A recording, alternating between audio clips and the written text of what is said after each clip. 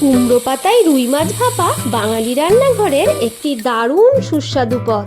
কুমড়ো পাতার মৃদু গন্ধ মাছের সাথে মিশে এক অন্যরকম স্বাদের সৃষ্টি করে। এই রান্না শুধু স্বাদেই নয়, পদ্ধতিটিও বেশ অভিনব। চলো রেসিপিটি তাহলে দেখে নেওয়া যাক।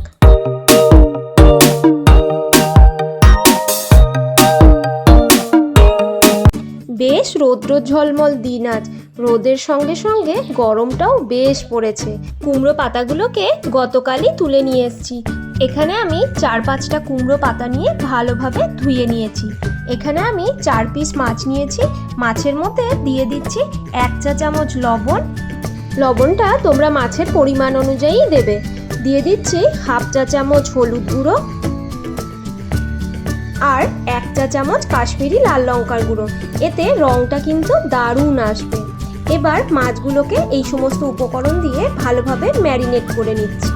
মাছটা ম্যারিনেট করে প্রায় আধ ঘন্টা মতো এইভাবেই রেখে দিতে হবে, যাতে মাছের মধ্যে ভালোভাবে নুনটা ঢুকে যায়।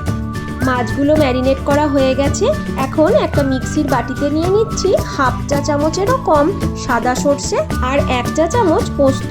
এই দুটি উপকরণ আগে শুকনোভাবে একটু মিক্স করে নেব। বেটু খেলতে খেলতে চলে এসছে দেখো রান্নার কাছে, আর ও বলছে চলো না মা, আজ রান্নাটা আমি করি। ও তো রান্না করবে না, ও এটাকে খেলাই মনে করছে। এবার আবারও মিক্সির বাটির মধ্যে নিয়ে নিচ্ছি 4 টুকরো আদা আর 2টো কাঁচা লঙ্কা। ঝালের পরিমাণটা তোমরা নিজেদের স্বাদ অনুযায়ী নেবে। নিয়ে নিচ্ছি বড় কোয়ার 5 কোয়া রসুন আর সামান্য একটু জল। এবার এই সমস্ত উপকরণ ভালোভাবে মিক্স করে নিতে হবে। দেখো কতটা মিহি পেস্ট করে নিয়েছি। এবার এই পেস্টটাকে একটা অন্য বাটির মধ্যে নিয়ে নিচ্ছি। এই রান্নাটা কিন্তু খুব ইউনিক একটা রান্না, আর খুব একটা সময়ও লাগে না। এবার এই মিক্সির বাটিটাতে সামান্য একটু জল নিয়ে এর মধ্যে নিয়ে নিচ্ছি। খুব বেশি জল দিলে হবে না। দিয়ে দিচ্ছি আবারও 1 চা চামচ লবণ, 1/2 চা চামচ হলুদ গুঁড়ো আর 1/2 চা চামচ চিনি। চিনিটা তোমরা স্কিপও করতে পারো। এখানে আমি 2টো মিডিয়াম সাইজের পেঁয়াজ লাচ্ছা করে কেটে রেখেছি, সেটা দিয়ে দিলাম।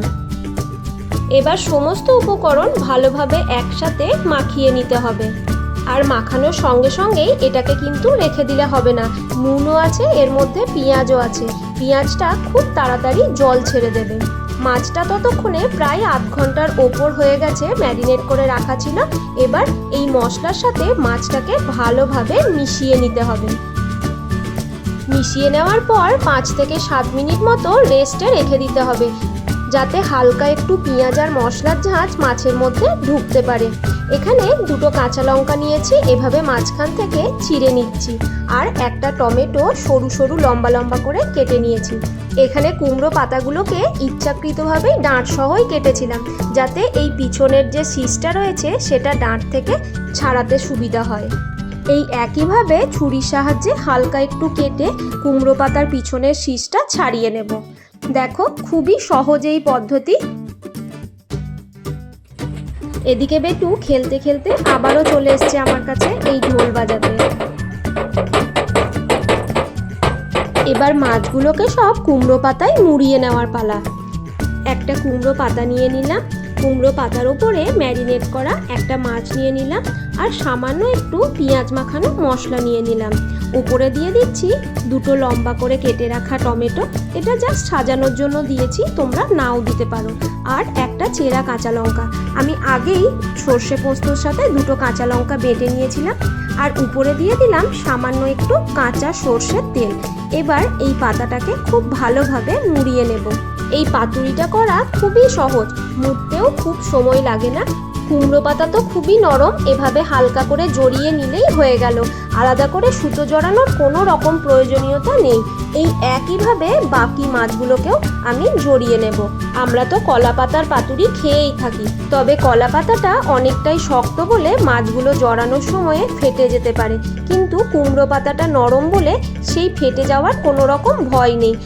দেখো কত সহজেই কুমড়ো পাতার মধ্যে মাছগুলোকে ভরে জড়ানো হয়ে যাচ্ছে। এই একইভাবেই বাকি পাতুরিগুলোকেও আমি তৈরি করে নিয়েছি। এবার রান্না করার পালা। সেজন্য গ্যাস জ্বালিয়ে এর মধ্যে একটা ফ্রাইং প্যান বসিয়ে নিলাম। ফ্রাইং প্যানটা গরম হয়ে গেলে দিয়ে দিচ্ছি 1 টেবিল চামচ মতো সর্ষের তেল। এটা হালকা আঁচে ভাপানো হবে বলে বাড়তি তেলের এখানে কোনো প্রয়োজন নেই, তাই এটি সকলের জন্যই বেশ সহজপাচ্য আর খাবারটিও বেশ হালকা। তেলটাও গরম হয়ে গেছে, এবার পাতুরিগুলোকে এক এক করে ফ্রাইং প্যানের মধ্যে দিয়ে দেব। গ্যাসের ফ্লেমটাকে লোতে করে প্রায় 5 থেকে 7 মিনিট মতো ঢাকা দিয়ে এটাকে হতে দেব। 5 থেকে 7 মিনিট পর ঢাকনাটা একবার খুলে নিলাম। দেখো তেলটা পুরোপুরি পাতার মধ্যে শুষে নিয়েছে। এবার প্রত্যেকটা পাতুরি একবার করে এইভাবে উল্টে দেব। এই ঢাকনাটা খোলার সঙ্গে সঙ্গেই এত সুন্দর একটা কুমড়ো পাতার গন্ধ এসেছে। এদিকে আমার বেটুকে দেখো দুটো ঢোল গলার মধ্যে ঢুকিয়ে নাজেহাল অবস্থা, আর একটা আইসক্রিম নিয়ে এসছে ওর ঠাম্মার কাছ থেকে। এদিকে আবারও ফ্রাইং প্যানের মধ্যে 1 টেবিল চামচ মতো সর্ষের তেল দিয়ে নিলাম উল্টো পিঠটা ভালোভাবে ভাপানোর জন্য। আবারও 5 থেকে 7 মিনিট মতো ঢাকনা দিয়ে রেখে দেব। ততক্ষণে আমি অন্যান্য কাজগুলো সেরে আসি। 5 মিনিট মতো হয়ে গেছে। এবার আবারও ফ্রাইং প্যানের ঢাকনাটা খুলে নিচ্ছি। দেখে মনে হচ্ছে ভালোভাবেই ভাপানো হয়ে গেছে। হাতা দিয়ে আবারও একটুখানি চেপে নিচ্ছি, আর গ্যাসের ফ্লেমটাকে আমি এখন হাইয়ে করে দিয়েছি। বেশ ভালো সুন্দর গন্ধ উঠে গেছে। এবার গ্যাসের ফ্লেমটাকে অফ করে পাতুরিগুলোকে একটা প্লেটের মধ্যে তুলে নিচ্ছি। এই পদ্ধতিটি শুধু আমাদের ঘরোয়া রান্নাতেই আর সীমাবদ্ধ নেই। আজকাল অনেক নামি দামি রেস্টুরেন্টেই বিভিন্ন ঐতিহ্যবাহী পদগুলি জায়গা করে নিয়েছে। এই ভাপানো কুমড়ো পাতাটিও গরম ভাতের সাথে খেতে কিন্তু দুর্দান্ত লাগে। কুমড়ো পাতায় রুই মাছের পাতুরির রেসিপিটি তোমাদের কেমন লাগলো অবশ্যই আমায় কমেন্ট করে জানিও। যদি ভালো লেগে থাকে একটা লাইক করে দিও, আর আমার চ্যানেলটাকে সাবস্ক্রাইব করে আমার পাশে থেকো। এখন গরম ভাতের সাথে এই গরম গরম পাতুরি পেটে যাওয়ার জন্য একদম রেডি। প্রত্যেককে শুভ ভোজন। টাটা।